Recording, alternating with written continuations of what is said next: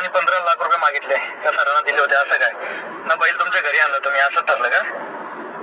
Okay okay okay. मग बैल आता कुठे चाललाय ताई? बैल कोणाकडे आहे? गिरवीत कुठे? वैभवकडे? Okay okay. म्हणजे दोघांच्या सहमतीने झालाय ना सर्व प्रेमापोटी? पण नानाला ड्रायव्हर बसा याच्या पुढे पण. हा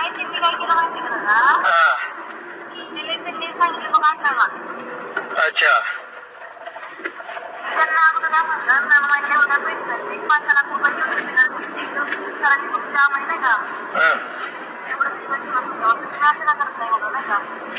जाऊ दे आता तुमचं प्रेमापोटी झालंय ना दोघांचं.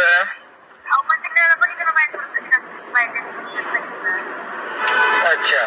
मग तुम्ही ताई बोलायला पाहिजे. तुम्ही ताई हे बघा मी ऐका ना, मी लाईव्ह ऐका ना ताई, मी लाईव्ह आलोय, लाईव्ह येऊन बोलतोय सर यांनी काय नाव ड्रायव्हरनी काय आपला विठ्ठल नानांनी पैसे घेतले तुमच्याकडून का बैलाचे?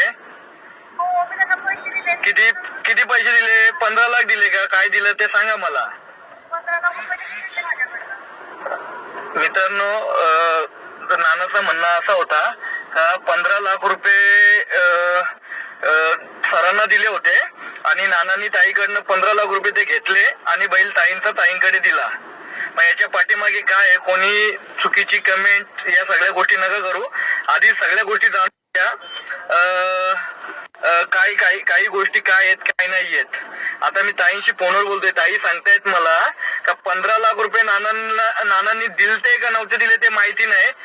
दिले असतील तरी आम्हाला ही गोष्ट माहित नव्हती ताई सांगते. पण मी त्यांचे 15 लाख रुपये दिले आणि बैल घेऊन आलो आणि बैल गिरवीला गेलाय.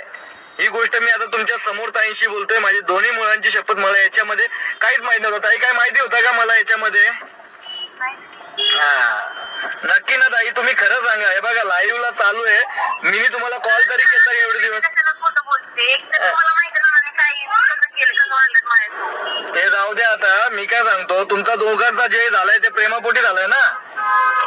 मग आता जाऊ द्या. जे आहे तुमचं तुम्ही चांगलं बैलाकडे लक्ष द्या, चांगलं नियोजन करा आणि व्यवस्थित हे करा. ठीक आहे? बाकी दीदी बरी आहे ना ताई?